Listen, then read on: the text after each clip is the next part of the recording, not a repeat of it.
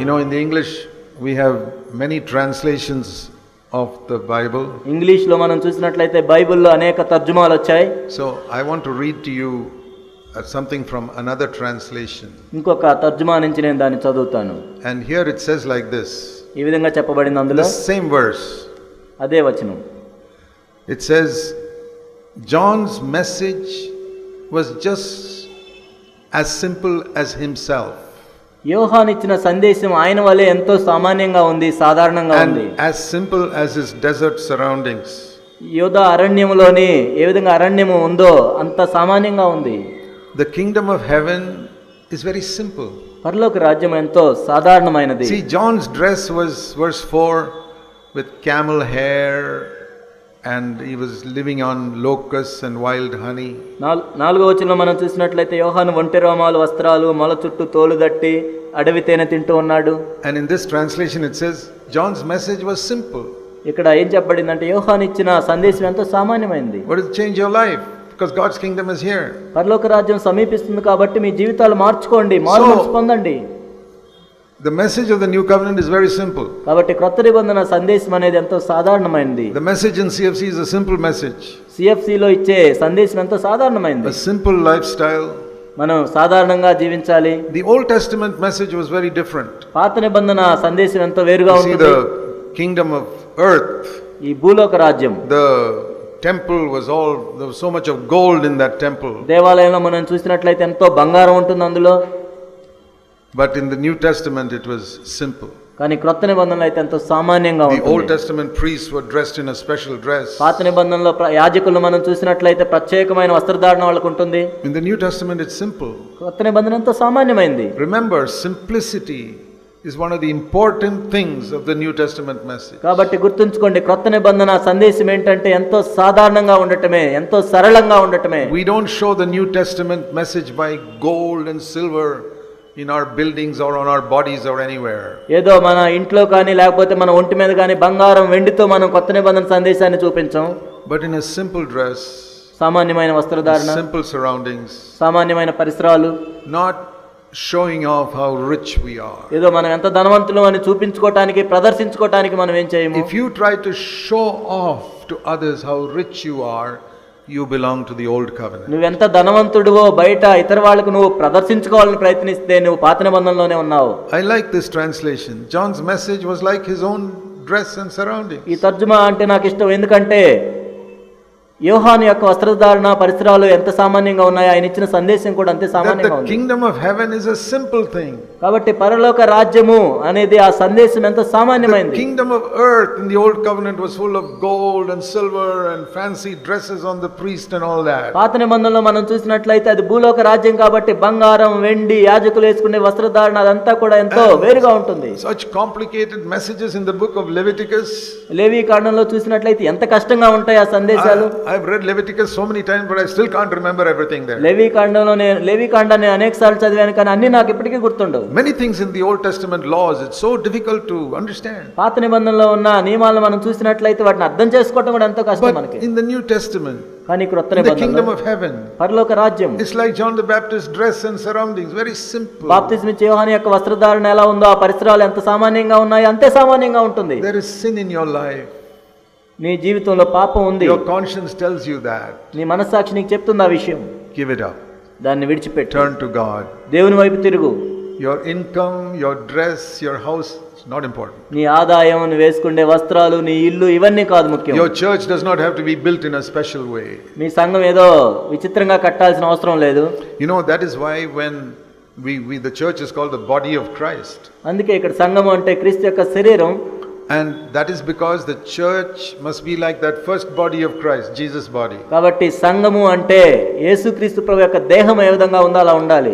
And that is why Jesus was not born in the palace. అందుకే యేసుక్రీస్తు ప్రభు ఏదో రాజభవనంలో పుట్టలేదు ఆయన. You know, the wise men who came from the east, తూర్పు దేశం నుండి వచ్చిన జ్ఞానులు, they followed the star. వాళ్ళు నక్షత్రాన్ని అనుసరిస్తూ వచ్చారు. And they came up to Jerusalem. వాళ్ళు యెరూషలేము దాకా వచ్చారు. And then what did they say? ఆ తర్వాత వాళ్ళు ఏం చెప్పారు? Now we don't need the star. ఇప్పుడు మనకి ఇంక నక్షత్రం అవసరం లేదు అనుకున్నారు వాళ్ళు. King of the Jews must be born in the palace. యూదుల రాజు అంటే ఆయన తప్పకుండా రాజభవనంలోనే పుట్టుండాలి అని వాళ్ళు అనుకున్నారు. That was where those wise men became foolish. అక్కడ జ్ఞానులు బుద్ధిహీనులయ్యారు. ఆ విషయం They became foolish men. వాళ్ళు బుద్ధిహీనులయ్యారు జ్ఞానులు. Because they did not follow the star. ఎందుకంటే ఆ తర్వాత వాళ్ళు నక్షత్రాన్ని అనుసరించలేదు. That star is a picture of the word of God. అక్కడ నక్షత్రం అంటే దేవుని యొక్క వాక్యానికి సాదృశ్యంగా ఉంది. And when we become so clever that we don't follow the word of God, మనము దేవుని యొక్క వాక్యాన్ని అనుసరించకుండా మనం ఏదో సొంత తెలివితేటలు చూపించినట్లయితే then we become foolish like those wise men. అప్పుడు ఆ జ్ఞానులు ఏ విధంగా బుద్ధిహీనులయ్యారో మనం కూడా బుద్ధిహీనులం So అవుతాం. they said, let's go to the palace. King of the Jews must be born there. యూదుల రాజు అంటే ఇంకా రాజభవనంలోనే ఉంటాడు కాబట్టి అక్కడికి వెళ్దాం అనుకున్నారు వాళ్ళు. And they go and ask King Herod. He says, I don't know anything about this. వాళ్ళు ఏ రోజున వెళ్ళి అడిగితే నాకేం తెలియదు అన్నాడు ఏ రోజు. And they asked all the wise men there. They also don't know. ఎంతో మందిని అడిగారు జ్ఞానవంతులను, వాళ్ళకు కూడా తెలియదు ఆ విషయం. They did not understand that the kingdom of heaven is very different. కాబట్టి పరలోక రాజ్యం ఎంతో వేరుగా ఉంటుందనే విషయం వాళ్ళకి అర్థం కాలేదు. The body of Christ is not found in palaces. క్రీస్తు యొక్క శరీరము రాజభవనాల్లో ఉండదు.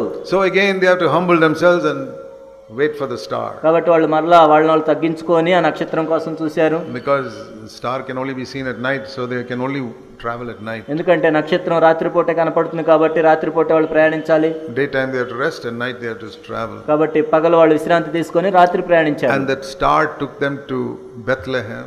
ఆ నక్షత్రం వాళ్ళని బెత్లెహేము దాకా తీసుకెళ్ళింది. And where did they see Jesus? కాబట్టి వాళ్ళు యేసుని ఎక్కడ చూశారు? See here in Matthew chapter 2. మత్తయి సువార్త 2వ అధ్యాయం. In Matthew chapter 2 we read మత్తయి సువార్త 2వ అధ్యాయంలో ఈ విధంగా చదువుతాం మనం. that they came to the house. వాళ్ళు ఒక ఇంటికి వచ్చారు.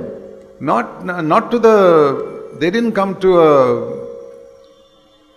manger. వాళ్ళు పశువుల పాక దగ్గరికి రాలేదు. They came to a house. వాళ్ళు ఒక ఇంటి దగ్గరికి వచ్చారు. Where was Jesus? How was Jesus in the house? కాబట్టి ఈ ఇంట్లో ఎక్కడ ఉన్నాడా అని చూస్తున్నారు వాళ్ళు. Why didn't they see him in a manger? In the where the cows are kept. ఎందుకు వాళ్ళు పశువుల పాకలో చూడలేదు? Because they stopped following the star. ఎందుకంటే మరలా నక్షత్రాన్ని వెంబడించడం వాళ్ళు మానేశారు కాబట్టి. If they had followed the star without stopping in Jerusalem, వాళ్ళు యెరూషలేములో ఆకుండా నక్షత్రాన్నే అనుసరిస్తూ వస్తే they'd have seen the beauty of Jesus being born in a cow shed. కాబట్టి ఆ పశువుల పాకలో యేసుక్రీస్తు ప్రభు జన్మించారు. ఆ సుందరమైన దృశ్యాన్ని వాళ్ళు చూసి ఉండేవాళ్ళు. But here we read in Matthew 2 verse 11, 2:11 మత్తయి 2:11 మనం చూస్తే they came to the house and they saw Mary with the child there. వాళ్ళు ఇంటిలోనికి వచ్చి మరియను శిశువును చూశారు. He was not in the manger.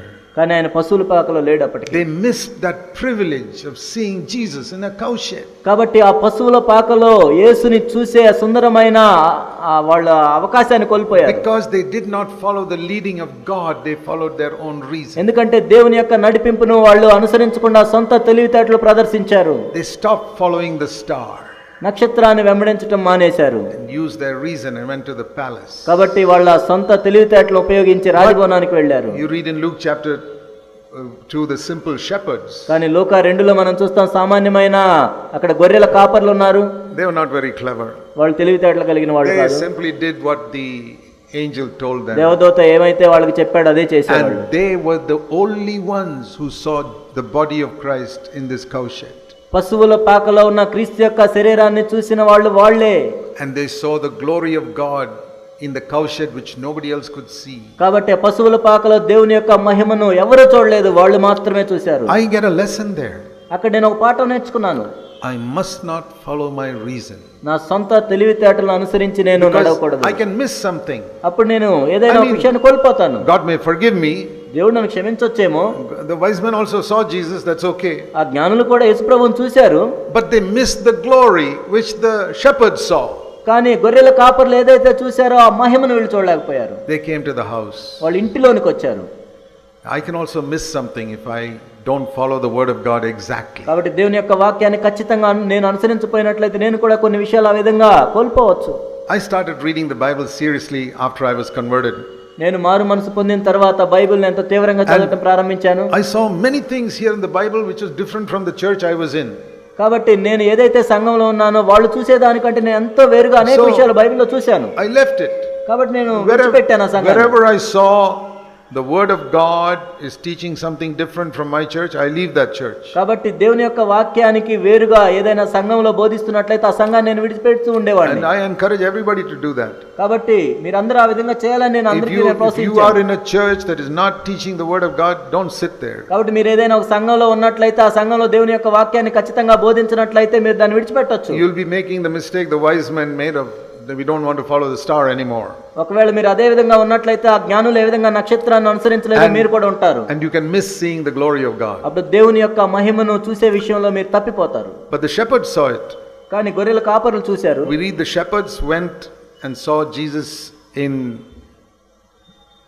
the manger, in the cowshed. కానీ పశువుల పాకలో గొర్రెల కాపరులు యేసుక్రీస్తు ప్రభు యొక్క శరీరాన్ని చూశారు.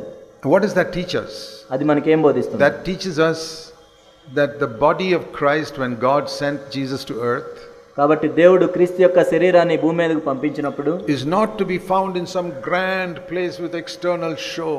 ఏదో పెద్ద పెద్ద రాజభవనాల్లో బయటికి అద్భుతంగా కనపడే ఒక భవనంలోనికి పంపించలేదు. Like the old covenant temple. పాత నిబంధన దేవాలయం వంటి భవనంలోనికి పంపించలేదు. It is in such a small dirty place. ఒక చిన్న మురికి ప్రదేశం. I have never heard of any baby being born in a cowshed. ఒక పశువుల పాకలో ఎవరైనా ఒక బిడ్డ పుట్టినట్లుగా నేను వినలేదు. Even the poorest people on earth, I have never heard of anybody that baby being born in a cowshed. ఈ భూమి మీద ఎంత పేదవాళ్ళైనా కానీ వాళ్ళ బిడ్డ పశువుల పాకలో జన్మించినట్లుగా నేను వినలేదు. Why did Jesus choose such a place? మరి ఎందుకు యేసుక్రీస్తు ప్రభువారు అటువంటి ప్రదేశాన్ని ఎన్నుకున్నారు? To show us all this glory of man is empty. ఈ మానవుల యొక్క మహిమంతా కూడా వ్యర్థమైందని చూపించడానికి. Just like we read that John's message was as simple as his dress and his surroundings. ఇంతకు ముందు మనం చూసినట్లుగా బాప్తిసం ఇచ్చి యోహాను ఇచ్చిన సందేశం ఆయన వస్త్రముల వలె పరిసరాల వలె సామాన్యంగా ఉందని. In the same way Jesus was born in very simple surroundings. యేసుక్రీస్తు ప్రభువు కూడా ఎంతో సామాన్యమైన పరిసరాల్లో జన్మించారు. That is the message of the new covenant. అది క్రొత్త నిబంధన యొక్క సందేశం. The kingdom of heaven is here. పరలోక రాజ్యము ఇక్కడ ఉంది. Today many churches are following the kingdom of earth. ఈనాడు అనేక సంఘాలు భూలోక రాజ్యాన్ని వెంబడిస్తూ ఉన్నాయి.